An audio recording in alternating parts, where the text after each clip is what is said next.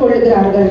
அதை தோளின் மேல் எடுத்து அதை சுமந்து அதை அதன் ஸ்தானத்திலே வைக்கிறார்கள். அங்கே அது நிற்கும், தன் இடத்தை விட்டு அசையாது.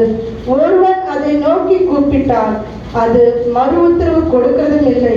அவன் இக்கட்டை நீக்கி அவனை ரட்சிக்கிறதும் இல்லை. இதை நினைத்து புருஷனாக இருங்கள்.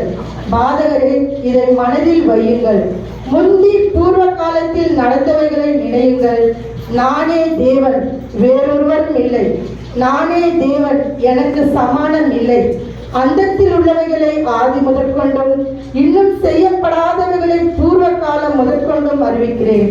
என் ஆலோசனை நிலை நிற்கும். எனக்கு சித்தமானவர்களை எல்லாம் செய்வேன் என்று சொல்லி உறங்குகிற ஒரு பச்சையை கிழக்கிலிருந்தும் என் ஆலோசனையை நிறைவேற்றும் மனுஷனை தூர தேசத்திலிருந்தும் வரவழைக்கிறவருமாய் இருக்கிறேன். அதை சொன்னேன், அதை நிறைவேற்றுவேன், அதை திட்டம் பண்ணினேன், அதை செய்து முடிப்பேன். முரட்டு இருதயம் உள்ளவர்களே, நீதிக்கு தூரமானவர்களே, எனக்கு செவி கொடுங்கள். என் நீதியை சமீபிக்க பண்ணுகிறேன், அது தூரமாய் இருப்பதில்லை. என் ரட்சிப்பு தாமதிப்பதும் இல்லை. நான் சீயோனின் ரட்சிப்பையும் இஸ்ரவேலுக்கு என் மகிமையும் கட்டளையிடுவேன். கர்த்தர் தாமே வசனங்களை ஆசீர்வதிப்பாராக.